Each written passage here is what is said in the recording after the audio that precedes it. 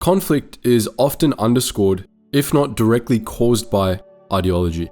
Even when the source of a conflict is strictly a matter of resources or territory, we sentients have a tendency to justify them not only using need and material factors, but belief as well. We need something to believe in to fight, and oftentimes, the beliefs that drive us to conflict shape the nature of the conflict itself. As with any well-built fictional world, the same is true for the Star Wars universe. The great powers of the galaxy are driven by complex ideological systems, and many of the galaxy's constant conflicts were wars of belief. Battles not only between light and dark, but between fundamentally conflicting ideologies. We can better understand these wars and the factions behind them by analyzing their ideologies, which is exactly what we'll be doing today. In this long video, we're going to be discussing the ideologies of the four main Star Wars factions: the Galactic Republic, the Galactic Empire, the Confederacy of Independent Systems, and the Alliance to Restore the Republic. We'll also briefly touch on the ideologies of the Jedi and the Sith, but only insofar as they relate to galactic politics and the ideologies of their allies.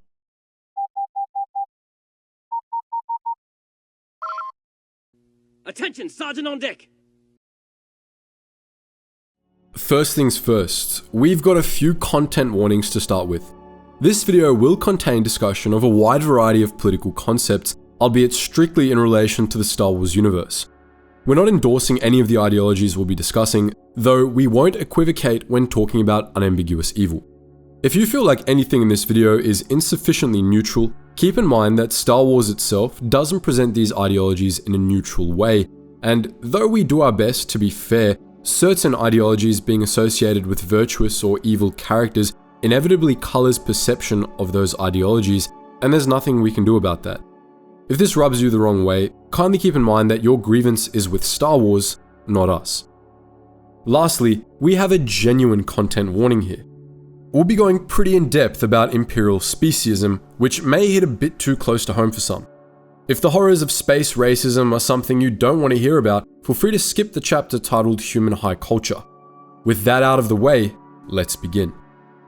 We're going to start with the Galactic Republic, the ideology of which could be considered the baseline for the Star Wars universe.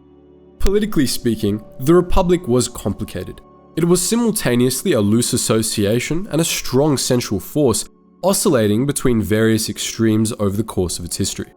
If you've seen our series on the Republic's history, you know that the Republic changed forms many times, and its defining ideology changed with it. When it was founded, the Republic was just a loose association of core worlds bound together by mutual trade and defense agreements. At various points in its history, the Republic was divided by feuds between ideologically and culturally distinct powers, reformed into a warmongering theocracy by a humanocentric cult, and then run almost solely by the Jedi Order. For the sake of sanity, we're going to be focusing on the Republic as it was during its final years, at the time of the films. By this point in time, the Republic was much more centralized in many respects than it had been for most of its history, with larger and less independent sectors defined by the Ruusan Reformation of 1000 BBY. But in other respects, it was less centralized than it had ever been before. The Ruusan Reformations also got rid of the Central Republic military, for example. Various factions within the Republic wanted it to go in all manner of different directions, and for the most part, it's hard to find one unifying ideology that defined the Republic. There were, however, a few core principles that were generally agreed upon. The first ideological principle of the Republic was best put by Bail Organa: when power is invested in many, it can never be seized by one. The Republic championed pluralism and separation of powers. The Galactic Constitution was written with these principles in mind, and for most of its history, the Republic had stood by them. The Republic was wary of the over-centralization of authority, though not to the extreme degree of the CIS, and it touted discussion and the free exchange of ideas as the best way to make collective decisions. The Republic started as an alliance of planets, and a core principle of the Republic was to hear the concerns of all its member worlds. Weighing them all equally was another matter, but we'll get to that in a bit. Another major principle of the Republic was the rights of sentient beings, as defined in the Rights of Sentience, part of the Constitution. These were what we'd call basic human rights, and the Republic promoted them among all its member worlds. The rights of sentience included a total ban on slavery, legal equality for all sentient beings, and a lot of other legal rights, such as suffrage, right to trial, and so on. Some sources suggested that the Republic had a concept of more material rights as well, with Star Wars: The Clone Wars implying that the Republic funded utilities, healthcare, and education in some fashion, though healthcare, at least, was still at least partially privatized, and on worlds like Coruscant, it could get a bit pricey. Many Republic politicians summed up the ideology of the Republic as being fundamentally about democracy, but the truth was a bit more complicated. On a federal level, the Republic was an electoral system that provided representation to all of its member worlds. But while the Republic advocated for democracy as a system of planetary government, many Republic member worlds were not democracies. Republic members were allowed to choose their own governments, and many were monarchies, hive systems, or even repressive dictatorships. The Republic allowed for all of these, and for all of the ideological currents that came with them. Thus, it's not really accurate to call the Republic itself a democracy. It championed democratic values, but many of its constituent worlds were not democratic, and what's more, across the board, the Republic was a step removed from its people. It governed planets in a democratic manner, but planets aren't people, and the people of the Republic interacted with it indirectly through the medium of local governments. Some senators were directly elected, but many weren't, and the Republic made no judgments one way or another. The Republic was less of a federal system and more like the UN in that respect. Of course, all this depends on how we define democracy. If we define things the way Star Wars likes to, which is that a system is democratic if it accurately represents the interests of the people, then the democratic nature of the Republic is more debatable. Economically speaking, the Republic tended to favor free trade, privatization, and market-centric policy, and it would be most accurately labeled as a neoliberal capitalist system. However, the various planets that made up the Republic all had their own economies, which they managed in diverse ways. Capitalism was generally predominant, with some Republic worlds favoring social democratic approaches and others embracing privatization and corporate power even more than the Republic itself. The Republic was home to many powerful megacorporations which owned entire planets and were even given Senate representation late in the Republic's history. But it also had a few member worlds that were socialist, among them Kona and Kinyan. That sums up what we would consider the core principles of the Republic: commitments to pluralism, decentralization, equality and sentient rights, and free trade. Of course, there were many factions in the Republic that had their own ideological stances, some of which controlled the Senate at various points. To briefly discuss a few, we have the Core faction, which was generally liberal and favored centralization, the Rim faction, which was more libertarian, and the Militarists, a single-issue faction that sought the re-establishment of the Republic military. The ideology of the Republic, as you could probably tell by now, was somewhat muddied by its hands-off approach to local affairs. In keeping with its original principles, the Republic allowed its members and even its constituent sectors to govern themselves. The Republic determined what the jurisdictions were, but by and large, it only got involved with local politics in emergencies or when conflicts between Republic member worlds arose. This meant that the Republic was full of all manner of different and even conflicting ideological currents, which was something the Republic's founders believed was a good thing. In theory, the various ideological perspectives of the Republic's member worlds would all be given a voice in the Senate, where they would debate until the best solution to any given policy problem was found. Even perspectives that most beings would consider objectively wrong would supposedly have merit, even if only to show everyone else what not to do. This system was justified in several ways, with one of the more common ones being that each individual being or system knew their needs and problems best, and thus their perspectives were always necessary if the Republic was to make the best decision for all involved. It was also commonly accepted that the Republic was just too vast for it to try and micromanage all of its member worlds, or even all of its member sectors.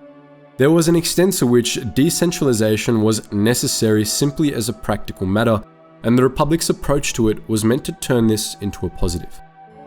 The Republic's hands-off nature was often held up as an example of its democratic values.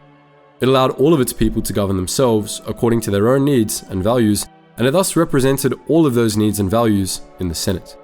But detractors of the Republic's decentralization often pointed out how this sometimes undermined the stated values of the Republic.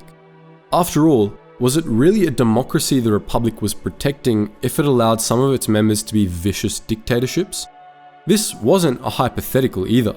The Republic fully supported an incredibly repressive dictatorship on Tiburon and a self-described fascist government on Jan Fathal during the Clone Wars, sending in troops to protect those states not only against the CIS, but against their own people.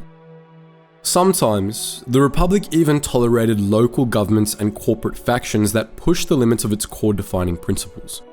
Prior to and during the Old Sith Wars, Czerka Corporation practiced slavery within Republic space on Kashyyyk, which it justified by classifying the Wookiees as not fully sentient.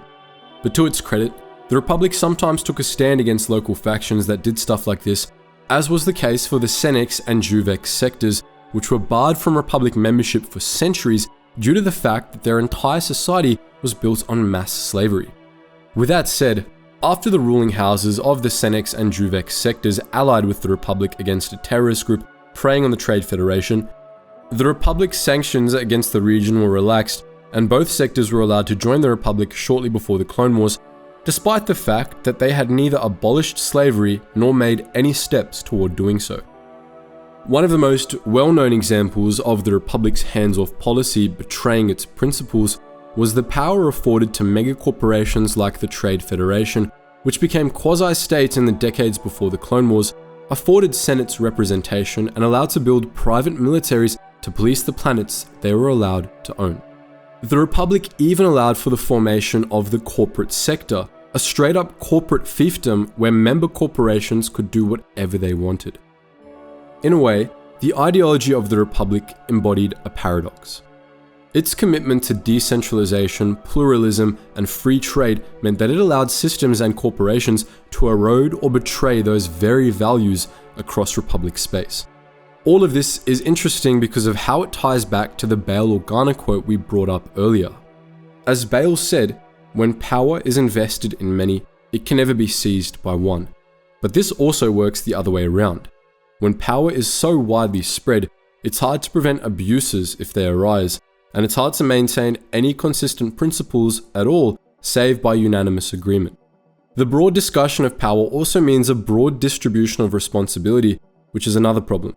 Many of the Republic's worst crimes weren't any one group or individual's fault, and so they went unaddressed, undermining the Republic's ideological foundations.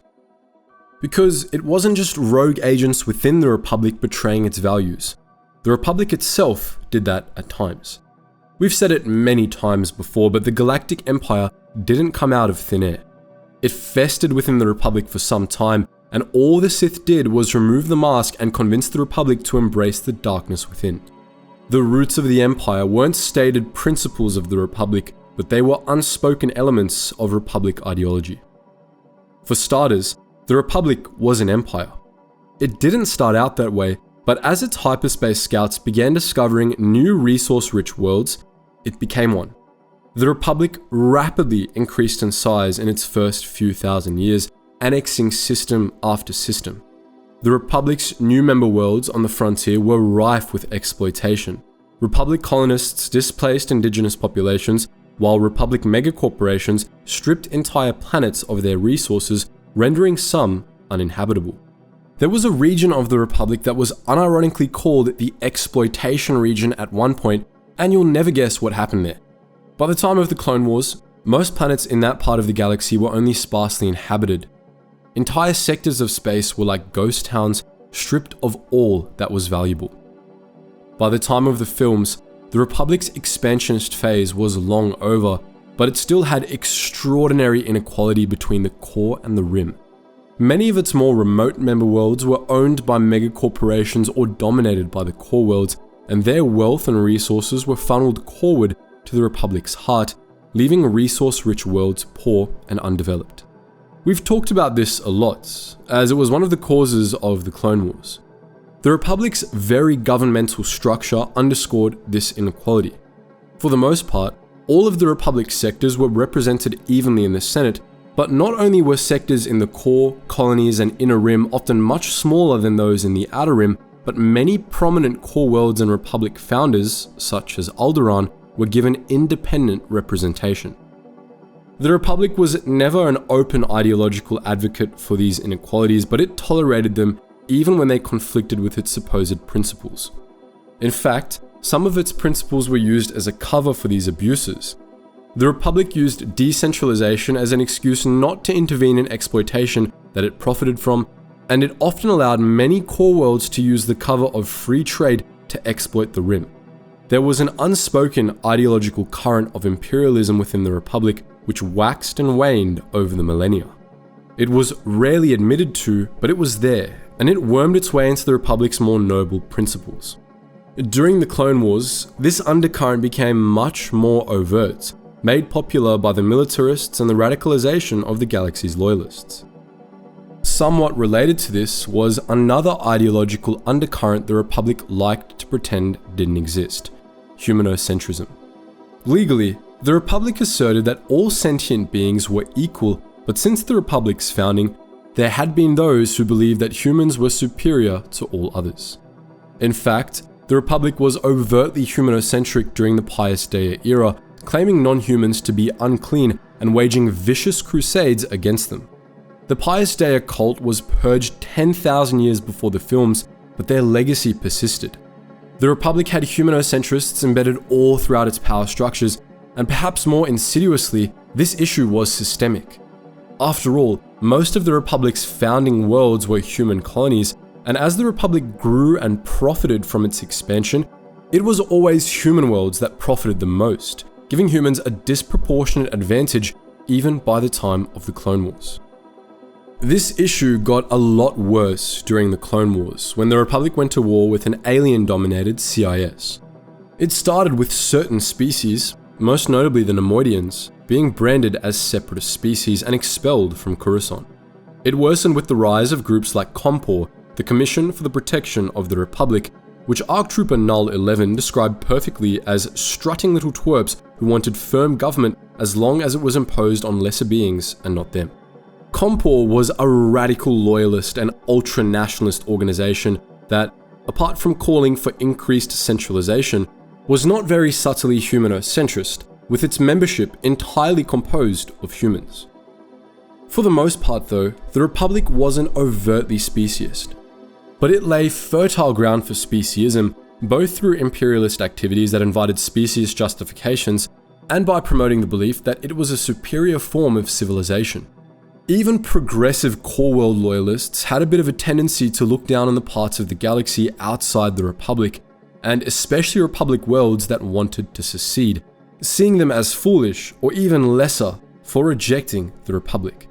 This blossomed into outright hatred during the Separatist crisis, in which many loyalists, unwilling to face the Republic's flaws, sought a reason to hate the Separatists for their decision to break off from the Republic. Many turned to speciesism, giving rise to COMPOR and eventually the Empire. But there were other influences on the ideology of the Republic as well, most notably the Jedi. The Jedi allied with the Republic very early on in its history, and though the nature of their association with it changed over the millennia, by the time of the films, they were essentially part of the Republic, inseparably entwined with the Senate and its politics. The Jedi favored association with the Republic in the hopes of curbing its abuses and influencing it into becoming more of a force for good in the galaxy, or at least a force for civilization. In practice, the Republic ultimately influenced the Jedi more than the other way around, warping the politics of the Jedi to the point where they ignored many of the Republic's worst abuses. But what influence the Jedi had on the Republic was positive, and it was a notable part of the Republic's ideological framework. The ideology of the Jedi Order was mostly concerned with the Force, and we're going to be addressing that some other time. Our focus for today is the political side of their ideology. Fundamental elements of Jedi belief were tendencies toward compassion, community, selflessness, and equality.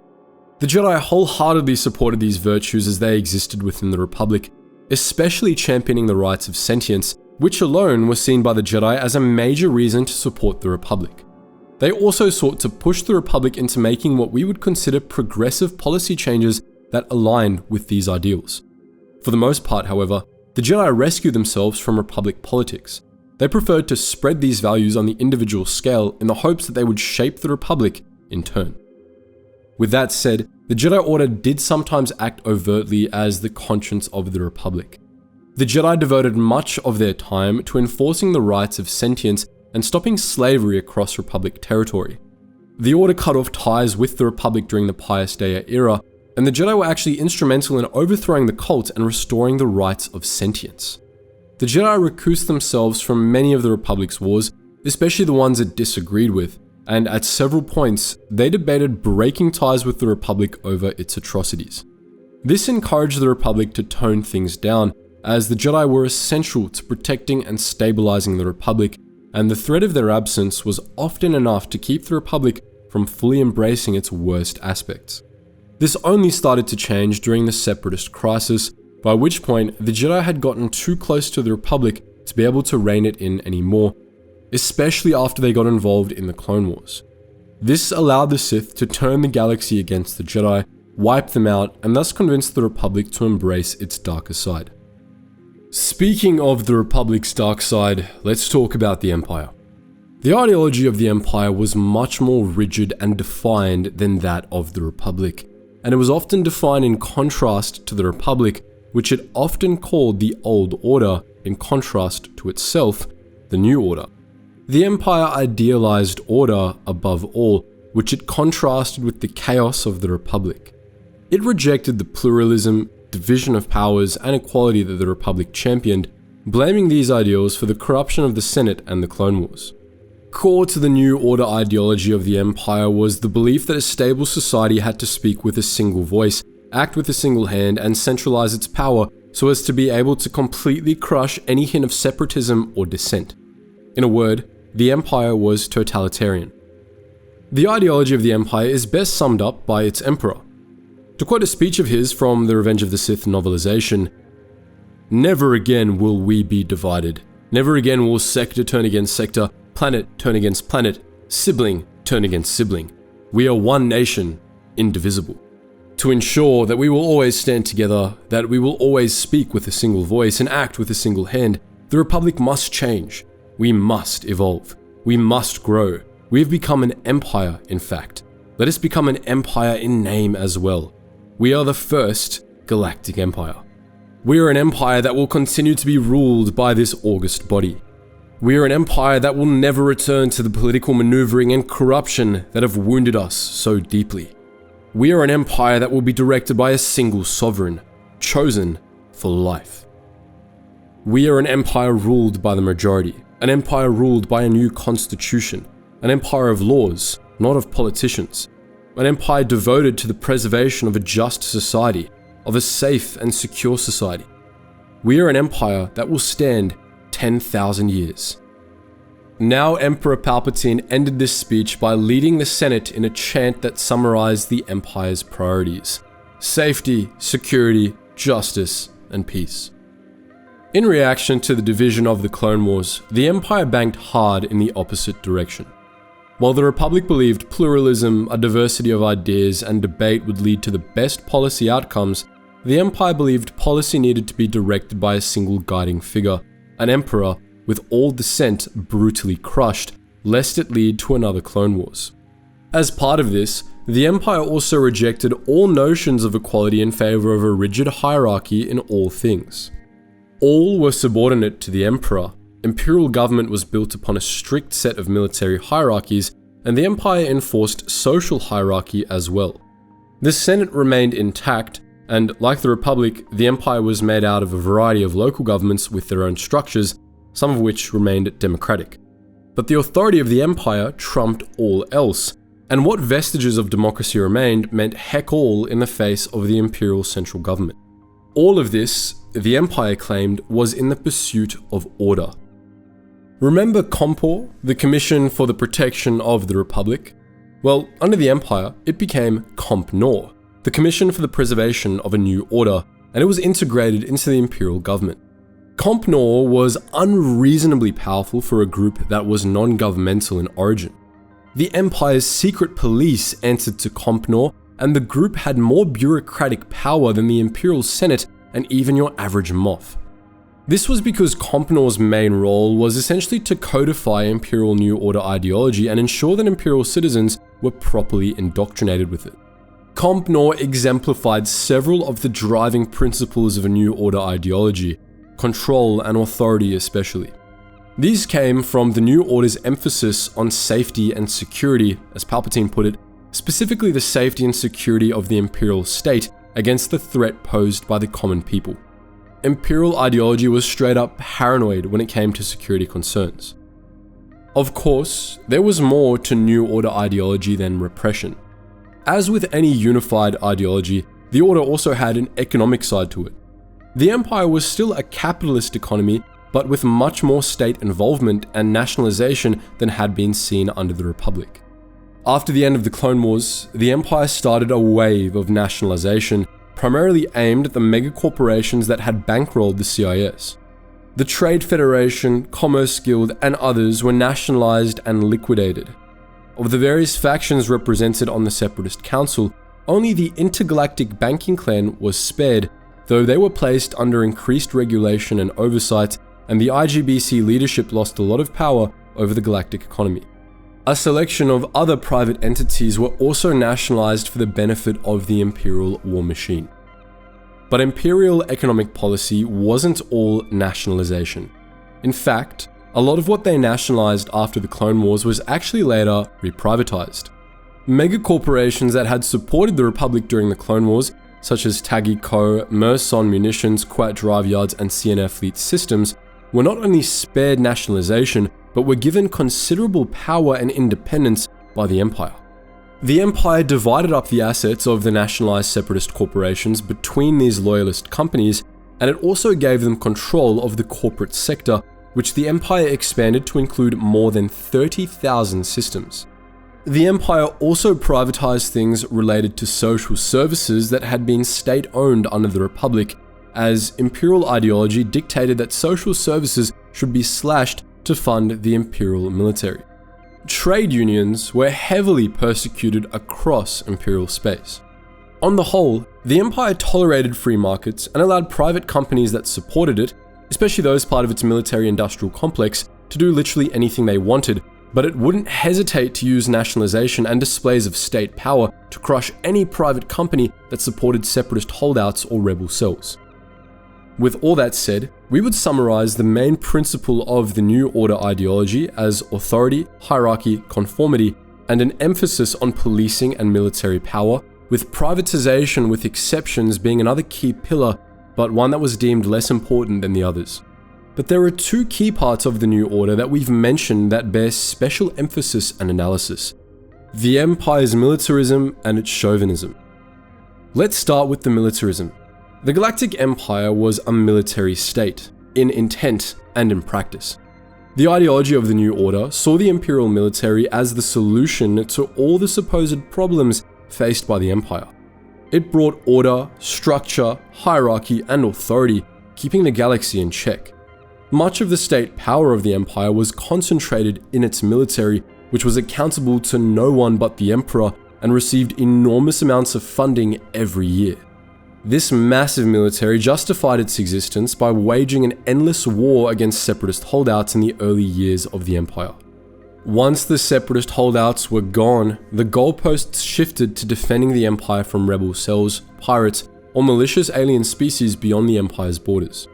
Of course, the reality is that the Imperial military existed to protect the Empire from its own people. The power afforded to the Imperial military rendered the Senate and all local governments more or less obsolete.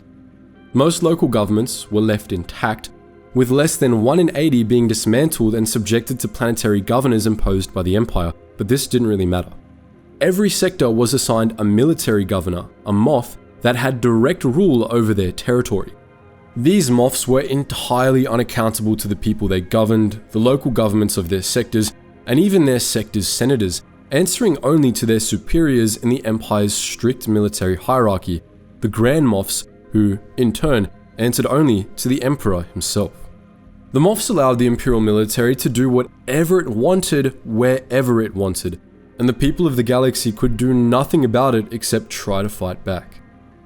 New Order ideology championed this militarism, putting absolute faith in the Imperial military and touting military-style forms of hierarchy and authority as the most ideal and the most conducive to order. Compnor taught that it was vital for the Imperial military to be constantly vigilant and prepared to crush any threat swiftly without mercy. Most of the Imperial citizenry was directly or indirectly subjected to military hierarchies, and many of the Empire's non-military hierarchies, such as local Compnor groups, work crews, and bureaucracies, followed military patterns. The Empire cannibalized much of its industry and infrastructure during the first few years after the Clone Wars, reconfiguring the Republic's industrial might into the most massive military-industrial complex the galaxy had ever seen. This process began during the Clone Wars as a response to the escalation of the conflict, but the Empire kept it up even after the Separatists were crushed, playing on loyalists' fears of another devastating war to build public support for it. This was all justified according to New Order ideology, of course, as well as by the Tarkin Doctrine, an essential component of the New Order's approach to military matters.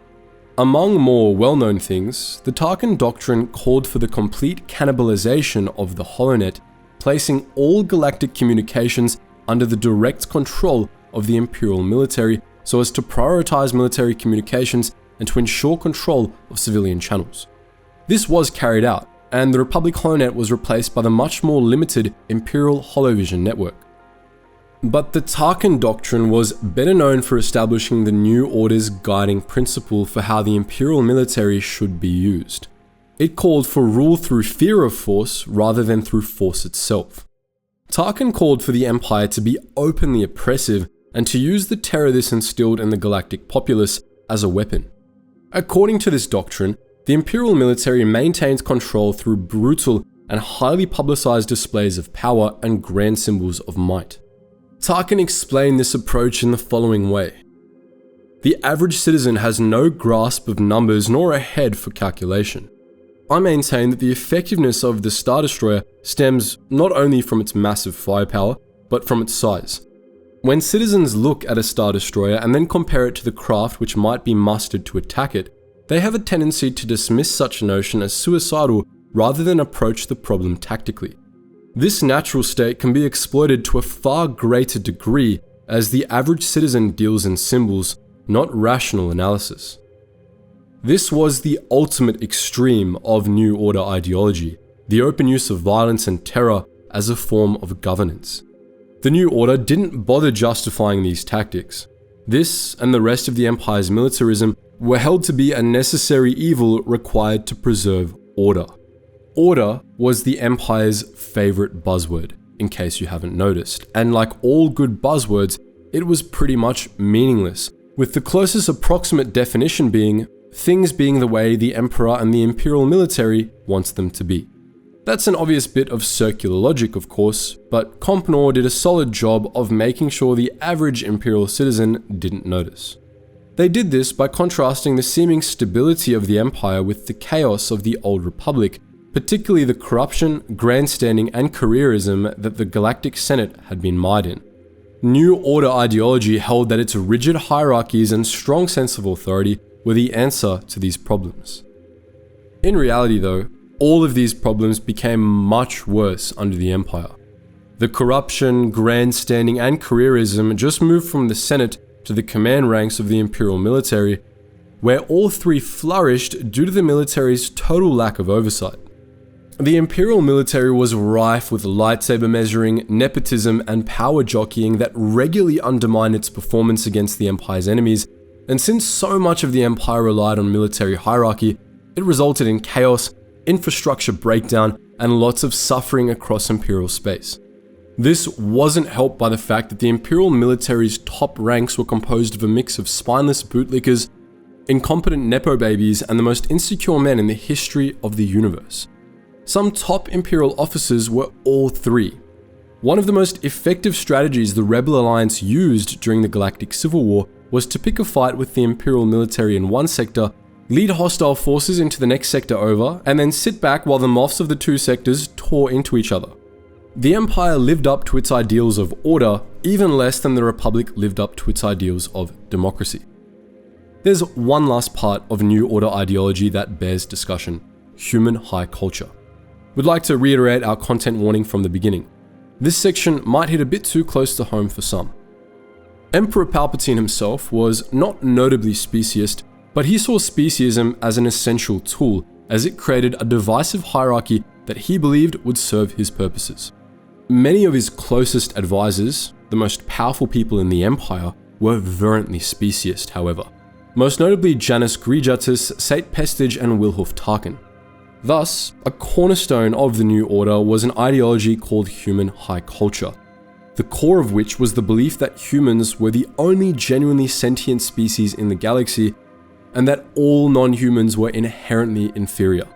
This positively vile ideology traced its roots back to the Old Republic, but it was only with the rise of the Empire that it became state ideology. The Empire restricted pretty much any position of power, from service in the Imperial military to nearly all government positions, to humans, with only a selection of exceptions that were specifically approved by the Emperor himself. New Order ideology justified this by claiming that non-humans were less mentally stable and more prone to violence and irrational behavior. On Coruscant, which the Empire renamed to Imperial Center, all non-humans were relocated into a segregated district, the Alien Protection Zone, which was poorly maintained. The same was true on most other core worlds, where non-humans were treated as second-class citizens. Non-human cultures were also heavily marginalized, and human cultures and artwork were forced down Imperial citizens' throats galaxy-wide by Compnor. For the most part, none of this was legally codified into Imperial law, and the Empire maintained that it was in no way speciest. Rather, human high culture was upheld by internal bias and non-codified systemic discrimination, and the Empire justified the resultant disenfranchisement of non-humans with the notion of meritocracy, claiming that non-humans' lesser conditions were simply a result of inferiorities relative to humans. A moderate proponent of human high culture might claim that they weren't speciest, but rather realists about inherent differences between species, differences of course that didn't actually exist. On top of all this, the Empire went to great lengths to rewrite history, erasing the contributions of non-human civilizations to paint humanity as the sole drivers of progress, civilization, and innovation. In much the same way as civilizations in Africa and Asia get left out of the history books in real life, nearly all mention of the galaxy's ancient non-human empires was purged from Imperial history texts, with the notable exception of the Hutts, who remained too powerful for the Empire to erase in such a manner. The Empire even went a step further, claiming that advanced species who had been members of the Republic for millennia, such as the Mon Calamari and Colomai, had been recently discovered by the Empire. Fabricated pieces of historical evidence were used as proof for false narratives of how the Republic's wealth and power were solely due to the management of human core worlds. And all of this historical revisionism was used as a justification for past and present imperialism. It should go without saying that, under the Empire, the imperialism of the Republic and the core worlds intensified 100-fold, and it was much more overt than it had been for millennia. This was explicitly justified by the New Order and by human high culture, which claimed that non-human peoples were incapable of using their resources to the fullest. The human-dominated core worlds and the Empire deserved the resources of the Rim more than the people of the Rim did, according to this way of thinking. But human high culture wasn't just used to justify the immiseration of the galaxy's non-humans and the Empire's imperialism. It was used to justify countless atrocities against non-humans, particularly slavery. The Empire revoked the Republic's rights of sentience and its bans on slavery, and while the Imperial Charter contained new anti-slavery laws, they contained two exceptions. The first was that slavery was permissible for a breadth of non-human species, particularly those that weren't humanoid or considered especially alien by human high culture, and the second was that slavery was permissible as punishment for a crime. The Empire strictly forbade human slavery except as punishment for a crime, and it actually had the gall to justify some of its wars in the Outer Rim as being against alien slavers. But it was no secret that the Empire tolerated slavery and even practiced it itself. The Empire enslaved entire species, most notably the Wookiees, Mon Calamari, Lurians, and Tulls, and it often put them to work as manual laborers working for the Imperial military. The first Death Star, notably, was built largely by Wookiee slaves. And that's unfortunately just the tip of the iceberg when it comes to the Empire's atrocities against non-humans. The Empire carried out genocides against non-human populations across the galaxy, mostly, but not exclusively, in the Outer Rim. It had an entire government body, the Imperial Department of Redesign, that was tasked solely with the total extermination of sentient species that were deemed to be problematic. Legally, these actions were often justified with the Republic-era Ecological Act that permitted the extermination of dangerous non-sentient species. In some cases, such as the Kamas firestorm, which completely destroyed the surface of Kamas, the Empire simply denied responsibility and censored evidence to the contrary. One of the most repugnant examples of Imperial humanocentrism and an example of most of Imperial ideology's worst problems was Grand Admiral Daneta Pitta. After his promotion to Grand Admiral, Pitta set off on a campaign across the Outer Rim, systematically depopulating dozens of planets for literally no reason apart from the fact that their populations were non-human. His troops would round up the planet's populations and herd them onto dungeon ships, where they were underfed, packed tightly together, and regularly beaten. The weak, the old, and the very young were killed in ionization chambers, while the others were enslaved and forced to work the great machines of the dungeon ships, which would proceed to tear up and process the natural resources of target worlds. All of this was not only justified by Imperial ideology, but explicitly endorsed by it. As an aside, non-humans weren't the only ones discriminated against under the New Order. Droids were marginalized and kept as slaves by every major galactic power, but the Empire treated them especially harshly due to lingering memories of the CIS droid army. In keeping with this, cyborgs were also heavily marginalized, especially human cyborgs, who were viewed as tainting their humanity with droid parts. Thus, cyborgs hid their cybernetics if they could, and those who couldn't were often ostracized. Additionally, some sources indicate that the Empire discriminated against women, including human women, though this is inconsistent across different sources. Whatever the case, we think it's fair to say that the totality of human high culture and everyone who upheld it was irredeemably evil, and its inclusion within the ideology of the Empire made a dark time for the galaxy so much worse. As a final note before we move on from the Empire, we would be remiss if we didn't discuss how the Sith affected Imperial ideology. After all, the Empire was the realization of the Sith Grand Plan, and though the Empire was neither exclusively nor overtly Sithy in nature, it was controlled by the Sith and their dark side servants. The average Imperial was entirely unaware of this fact, but Imperial ideology was nonetheless inspired in part by Sith ideology, and the Sith had a much greater ideological influence over the Empire than the Jedi had ever had over the Republic. New Order ideology wasn't entirely Sith in nature.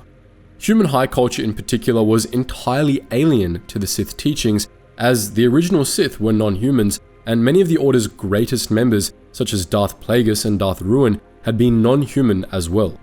While there were speciest Sith, they were a minority, and most of them were Sith purebloods who saw humans as inferior as well. Additionally, the New Order's emphasis on obedience, authority, and structure weren't all that Sithy, though the Sith certainly loved to be at the top of such systems. Sith influence on the Empire came primarily in the form of its militarism and how it perceived hierarchy. Sith ideology was built around the constant pursuit of power, and its perception of power was inherently violent and hierarchical. Power, to the Sith, meant force of some kind or another, and they saw everything as a zero-sum game. Their goal was to climb the hierarchy to achieve supreme power overall. The Empire's militarism and imperialism were based on similar ideological principles. But most of the Sith's ideological influence over the Empire worked differently. Rather than being a watered-down version of Sith ideology meant for public consumption, the New Order was a tool for the Sith, a way of fulfilling their ideological goals by asserting control over everyone else. This is why some precepts of the New Order were in direct contrast to the ideological principles of the Sith. Any Sith would have despised the collective-minded order-worshipping tenets of the New Order if subjected to them, but the Sith themselves weren't subjected to the New Order.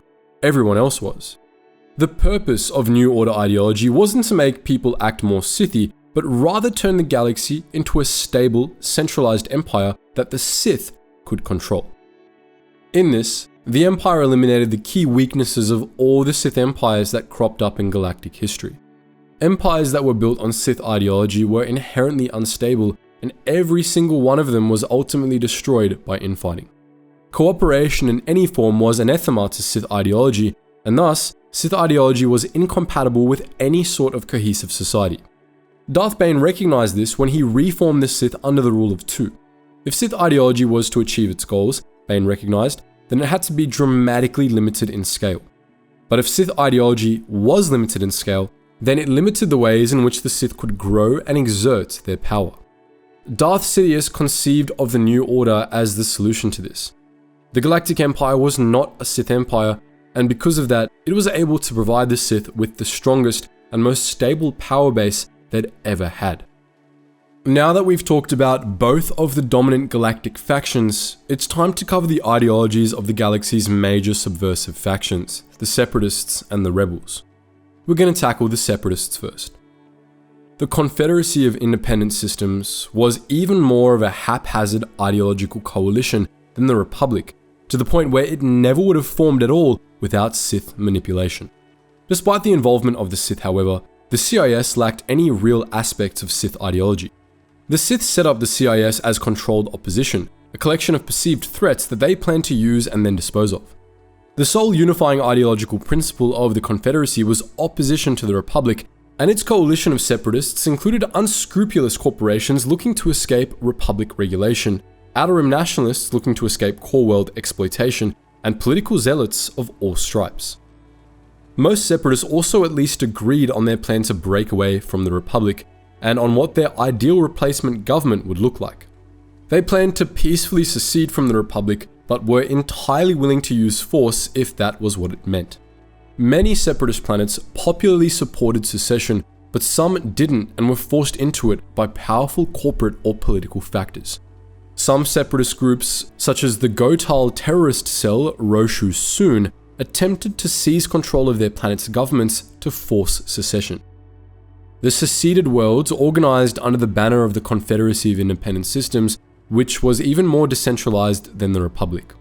The Confederacy left most matters to local governments to decide, tolerating a broad array of ideological currents in the process. The Confederacy's central government was built around the Separatist Parliament, which was like the Senate but less powerful by design, as many separatist worlds were isolationist or otherwise were against the idea of interference from a central government. This meant that, prior to the Clone Wars, the CIS was precisely what its name suggested, a confederacy, a loose association of sovereign systems with no real central leadership apart from the Parliament, which only really handled emergencies, and Count Dooku, who at least appeared to just be a figurehead. During the Clone Wars, however, this changed dramatically. The Separatist Council was established at the start of the war to fund and oversee a united droid army for the Confederacy, as well as to provide the CIS's most powerful corporate backers with extra power.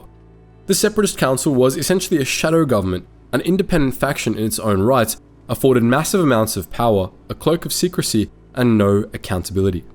Throughout the Clone Wars, the Separatist Council and the Confederacy's civilian government operated as two separate entities, and most Separatist civilians knew little to nothing about the Council or its affairs. With all that said, we would define the core ideological principles of separatism as opposition to the Republic, a commitment to secession from the Republic instead of reform, and support of a highly decentralized replacement government in which most matters were left to local governments. If we want any deeper insight, however, we have to consider the two sides of the Confederacy, the separatist movement itself and the corporate factions of the Separatist Council, independently as they each had their own ideological principles, some of which conflicted with those of the other subfaction. The separatist movement in itself was pretty ideologically diverse.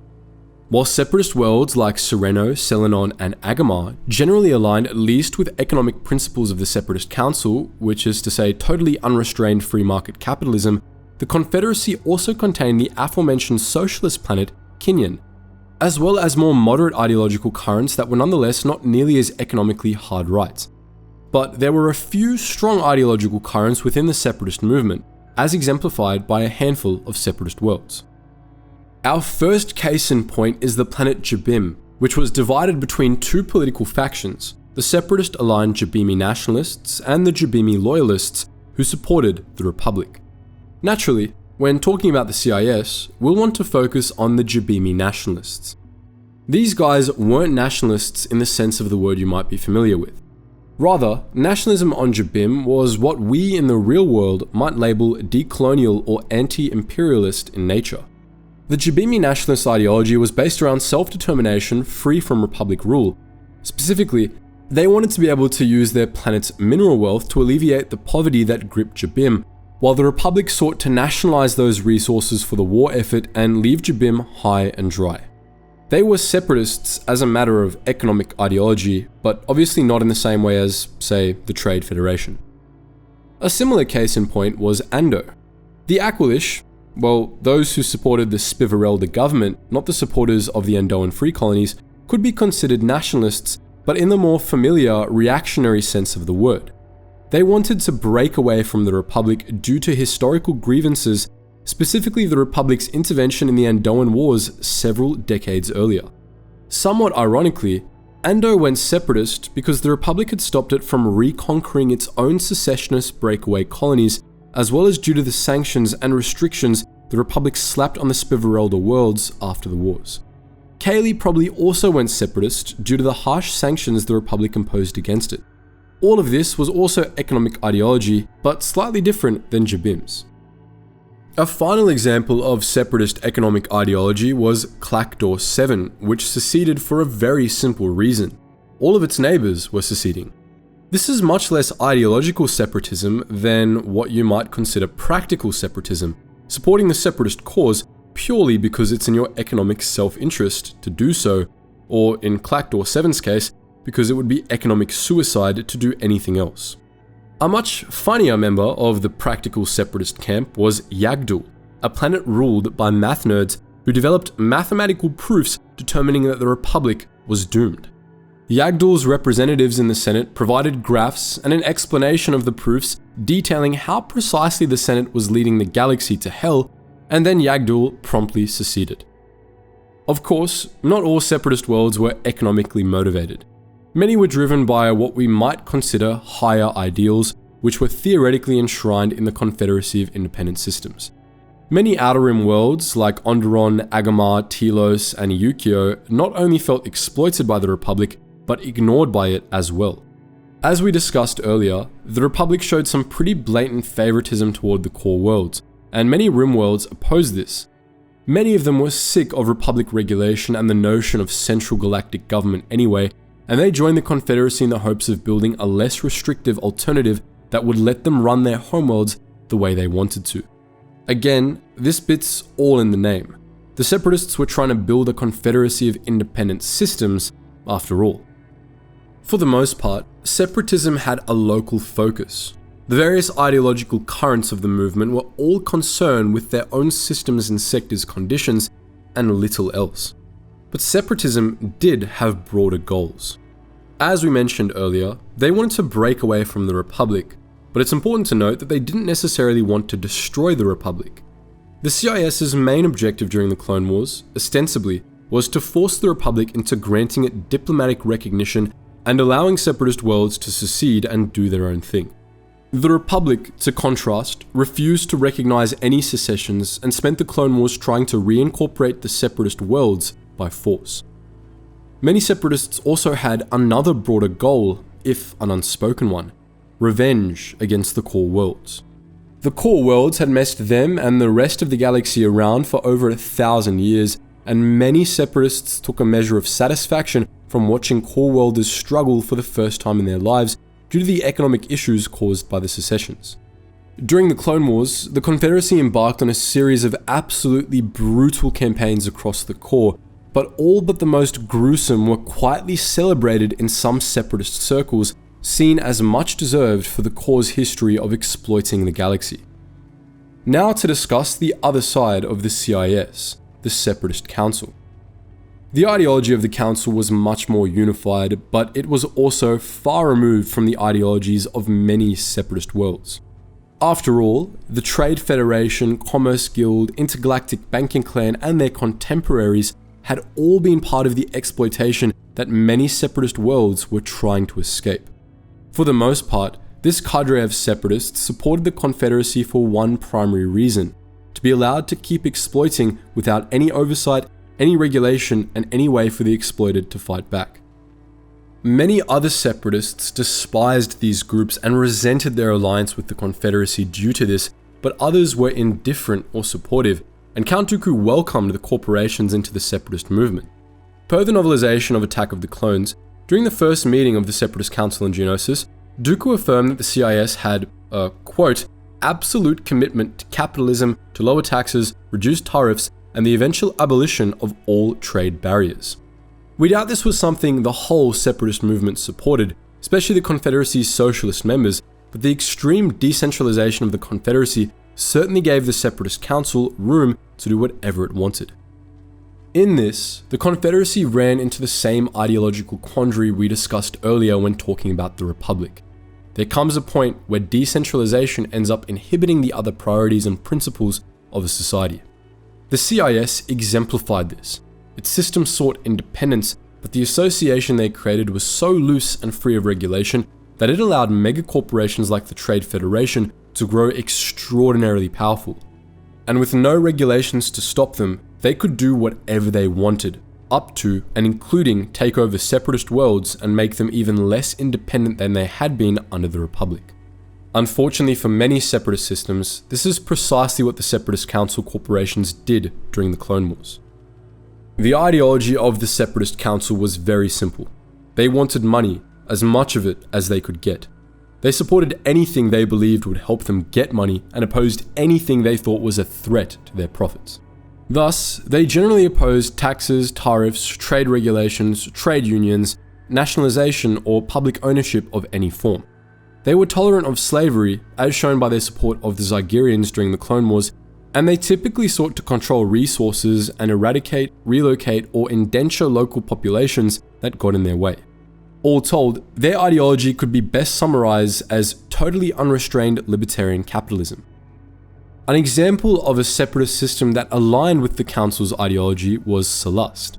Described by Commerce Guild Presidente Shu Mei as a nova of capitalism, Celeste was dominated by the Soro Sub Corporation, a Commerce Guild subsidiary. Soro Sub owned most of the planet, controlled most of its resources, and employed most of its population, and shortly before the Clone Wars, the Celestian Council passed a measure giving Soro Sub shareholders 2 votes in planetary elections, essentially guaranteeing Soro Sub control of the planetary government as well. As a result, the planet came under the rule of Beolars Bribs, who was at once the president of the Celestian Council, the senator for the Bremer sector, and the CEO of Soro Sub. This left Soro Sub without any oversight whatsoever, leading to the planet's secession before it was retaken by the Republic midway through the Clone Wars. A few separatist worlds seceded for similar reasons to these corporate factions, muddying the waters even further. Naturally, the planets where these corporations were based, which were more or less controlled by said corporations, joined the Confederacy for these reasons, but on planets like Yukio and its neighbors in the Abrian sector, the same economic deregulation the Separatist Council wanted was appealing on a somewhat smaller scale. To quote Abrian sector Senator Isu Rotsino, "The ag producers of the Abrian have lived for decades with few options and limited control of the goods we provide. Now though, we've found appreciative markets without the restrictive bureaucracy of the Republic." Tolpas Dosla, the overliege of Yukio, expressed similar sentiments. Many of the worlds that we service, our neighbors, have already seceded. It is most prudent for us to continue serving them as best as possible. Furthermore, removed from the burden of Republic tariffs and bureaucracy, we will actually see a rise in efficiency and, eventually, profits for our farmers. Those increased profits never came into being, as Yukio was only independent for 3 years tops, and the Confederacy was crushed fairly quickly by the Republic. All told, the Confederacy of Independence system was a fascinating ideological hodgepodge, and it's interesting to think about what it might have looked like if it had existed for more than 5 years. It didn't, of course. Separatism was fairly short-lived, with its surviving holdouts ruthlessly persecuted by the Empire. Our last major faction and our second subversive one had somewhat better fortunes. We're talking, of course, about the Alliance to Restore the Republic, also known as the Rebellion or the Rebel Alliance.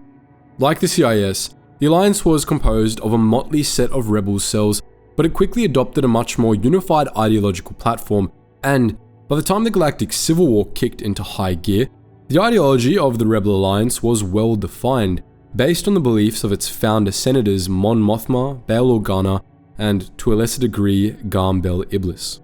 Even more extensive insight into Rebel ideology is granted by looking at the Alliance of Free Planets, the transitional government the Rebel Alliance morphed into after the Battle of Endor, and the New Republic, the establishment of which was the Alliance's ultimate goal. Obviously, the primary objective of the Alliance to Restore the Republic was to restore the Republic, specifically via violent revolution against the Empire. As you might expect then, the ideology of the Alliance has a ton of overlap with Republic ideology. This came in turn with the rejection of the fundamental principles of the Empire's New Order ideology. Much like the Republic, the Alliance's ideology was built around democratic principles, which the New Republic generally upheld better than its predecessor. Key to understanding the Alliance's ideology is understanding how it viewed the legal status of the Empire. The Alliance contended that the Empire was an illegitimate government that had illegally overthrown the Republic, and its stated purpose was not to build something new, but rather to remove the Empire, eliminate the Emperor, and allow the Republic to reform. With that said, the Alliance's internal treaties declared that a constitutional convention would be held among representatives of Alliance member worlds after the Emperor's death to determine the shape of the reformed Republic. So the Alliance's founders at least hoped that the New Republic would have substantial differences from the Old Republic. One of the ideological principles the Alliance emphasized was a return to pluralism and decentralization. The Empire's centralization of the galaxy benefited no one but the warlords and industrialists who controlled the Imperial military, the Mothmatists claimed, and its concentration of power had led to abuse and corruption. The rebels decried Emperor Palpatine's dictatorial rule and advocated for a pluralistic system in which the voices of all could be heard. Under the New Republic, these principles were put into action, and they were done to more of an extreme than had happened under the Republic. The New Republic had restored the Galactic Senate, which Emperor Palpatine had dissolved shortly before the Battle of Yavin, though they redid how its representation worked, eliminating representation for corporations and seats for individual core worlds. The New Republic also greatly reduced the power of their chief of state, as well as their judicial branch. In a sense, the New Republic had less separation of powers than the Old Republic, but its power was still widely distributed as it was concentrated in a very large legislature. Indeed, on the whole, the New Republic was more decentralized than the Old Republic, if not to the same extent as the CIS. Notably, the New Republic allowed its member worlds to secede whenever they wanted. No clone wars necessary. In canon, the New Republic took things a step further by having a mobile capital, but this is a Legends video, so we'll leave that alone. What's interesting is that this decentralization didn't exist in the Rebel Alliance itself, even though the Alliance had advocated it from the beginning. Rather, the Alliance operated a temporary, state of emergency government structure that consisted pretty much exclusively of Chief of State Mon Mothma, who was basically an elected dictator. This isn't a contradiction of the Alliance's principles as much as it's the realities of running a revolution, with that said, and to her credit, Mothma abolished the position pretty much as soon as Palpatine was dead, and she herself called for its successor position in the New Republic to be much weaker. As with any decent human beings, the rebels made it a major goal of theirs to restore the rights of sentience, the ban on slavery, and the equality the Old Republic had purportedly upheld. The Alliance fought fiercely for civil rights for non-humans and other groups the Empire marginalized, and it rejected the tenets of human high culture wholeheartedly. As the New Republic, it restored the legal rights of non-humans and quashed humanocentrism wherever it reared its head, doing its best to undo the damage the Empire did. In fact, the New Republic was much better than the Old Republic in this regard. Its leadership was more diverse than the Old Republic's had been, in large part since many of the human families who had power in the Old Republic had gone off with the Imperial Remnant. In a sense, the continued existence of the Imperial Remnant was a boon for the New Republic in that it meant the trash took itself out, heading off to the Outer Rim and leaving the rest of the galaxy alone. This wasn't a hard and fast rule, and there were humanocentrist fringe groups in the New Republic, but the New Republic was vehemently opposed to them. The New Republic also brought an end to, or at least dramatically diminished, the Imperial exploitation of the Rim by the Core. Its looser association was in part designed to ensure that Core worlds couldn't abuse the structures of the New Republic to empire build in the Rim. With that said, the New Republic still had lingering problems in this area. Many non-human species felt that the Republic hadn't done enough to repair the damage done by the Empire, and many felt that, since many of the leaders of the New Republic were human, they had to fully atone for the crimes of the Empire, a sentiment the New Republic did not share. The alliance to restore the Republic didn't have much in the way of economic ideology, but the New Republic generally returned to the formula set by the Old Republic, albeit with a much reduced tolerance for corporate power. The corporate sector continued to exist, but within the heart of New Republic space, those corporations that had supported the Empire were sanctioned and placed under heavy regulation. This, coupled with the Empire's dismantling of the Separatist Council megacorporations, greatly reduced the power of corporate entities in the galaxy, allowing the New Republic to be decentralized without bumping into some of the problems faced by the Old Republic and Confederacy of Independent Systems. Importantly, while the Republic was much more decentralized than the Old Republic, it made one major change to the contrary. It kept the centralized military it inherited from the Rebel Alliance. This meant that, while on the whole the New Republic preferred to let its members do their thing, it was much better equipped and much more willing to intervene whenever perceived injustices arose. This, combined with all the aforementioned improvements the New Republic made to the structure of the Old Republic, meant that while the ideologies of the two republics were more or less identical, in practice, the New Republic adhered much more closely to its principles. This was true for the Alliance as well, though the Alliance spent much of its time waging war and had much less to govern than either republic. The Alliance to restore the Republic and the New Republic didn't have a monopoly on rebel ideology, however. In both Legends and canon, there were other rebel groups with different ideologies, and we think those bear discussion as well. Starting with Legends, we have the original rebel splinter faction, Garm Bel Iblis's movement. Bel Iblis was one of the founders of the Alliance to restore the Republic, together with Bail Organa and Mon Mothma, but after Organa's death with the destruction of Alderaan, Mon Mothma more or less became the Alliance's dictator, and Bel Iblis took serious issue with this. He thought that even if the Alliance managed to overthrow Palpatine, Mothma would set herself up in his place, and so he broke off from the Rebel Alliance to start his own rebel movement. Bel Iblis's rebellion had basically the same ideology as the Alliance, but with one key difference. It had a very pointed distrust of authority.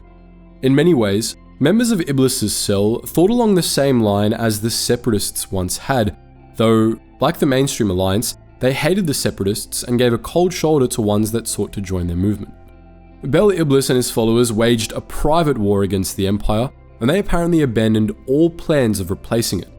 After the establishment of the New Republic, they acted as if nothing had changed and just continued fighting Imperial forces wherever they could be found. In canon, Bel Iblis's equivalent is Saw Gerrera, whose ideology was much more distinct. Like Bel Iblis, Saw didn't have much of a plan for what to do after the Empire fell. His approach was to focus on fighting the unambiguous evil, with all other concerns being secondary. Saw's ideology was a reaction to the oppression of the Empire, its imperialism, speciesism, centralization, hierarchy, and militarism. This naturally implies ideological principles in opposition to those things. Saw was clearly a big fan of decentralization, and after decades of fighting various occupiers, he clearly had a distrust of government and hierarchy, especially in imperialist forms. Saw was also a big hater of corporate factions and the Confederacy of Independent Systems. We don't know how exactly Saw envisioned his ideal galaxy, if indeed he had such a vision at all. What we do know is that he believed the threat posed by the evils of the Empire were severe enough to justify total war against Imperial forces. Saw and his partisans operated in an extremely decentralized manner to prevent the Empire from carrying out a decapitation strike against them. And they believed that anything was justified so long as it contributed to the fight against the Empire. They fought longer and harder than any other rebel group, and though much of their ideology is unclear, it has been stated that they were the extremist wing of the rebellion, so we can surmise that they took most of what the Alliance believed and turned it up to 11. Speaking of, we have one final alternative rebel ideology to talk about, the one laid out in Nemik's manifesto on Andor. We're simply going to quote the relevant bit, though we unfortunately can't play the clip due to copyright. There will be times when the struggle seems impossible. I know this already. Alone, unsure, dwarfed by the scale of the enemy. Remember this. Freedom is a pure idea. It occurs spontaneously and without instruction. Random acts of insurrection are occurring constantly throughout the galaxy. There are whole armies, battalions that have no idea they've already enlisted in the cause. Remember that the final frontier of the rebellion is everywhere. And even the smallest act of insurrection pushes our line forward. And then remember this. The Imperial need for control is so desperate because it's so unnatural. Tyranny requires constant effort. It breaks, it leaks. Authority is brittle. Opposition is the mask of fear. Remember that. And know this, the day will come when all these skirmishes and battles, these moments of defiance, will have flooded the banks of the Empire's authority, and then there will be one too many.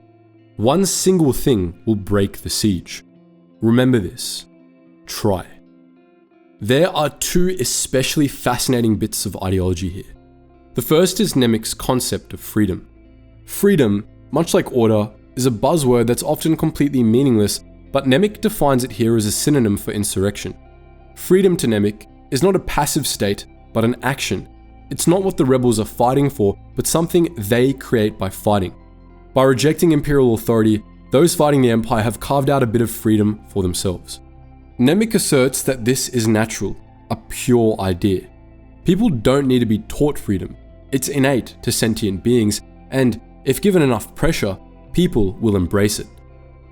This is directly contrary to the Empire's belief in order and hierarchy as the natural state of things. Nemik goes a step further in that regard, claiming things are the other way around. Authority and oppression are unnatural, he says, and what's more, they come from fear. The Empire, Nemik asserts, is afraid of its own people because it knows that its structure is unsustainable and requires constant effort to keep it in place. In other words, Nemik not only believes that the cause of rebellion is right, but that its victory is inevitable. All of this aligns pretty closely with many real-world anarchist ideologies, particularly the bit about spontaneous uprisings. Obviously, the Alliance as a whole doesn't share these ideals, but it's nonetheless an interesting look at the ideology of the on-the-ground rebels, the people who fought while the senators and generals were making treaties from the safety of the rebel fleet. So, despite its greater cohesion than, say, the CIS, the rebellion was also an ideologically broad coalition, much like every faction we've discussed here except the Empire. It'd be interesting to see more of these radical ground view ideological principles in future Star Wars stories, regardless of whether they're similar to Nemik's or radically different, perhaps even separatist. Maybe Season 2 of Andor will provide. But that just about wraps it up for today. We hope you've enjoyed our look at the ideologies of Star Wars' major factions, but what do you think? Are there other ideological perspectives from the Star Wars universe you'd like us to see cover in a format like this? Do you disagree with our analyses of any of these factions? Feel free to post your thoughts in the comments section below. And as always guys, thank you so much for watching, and I hope to see you in the next video.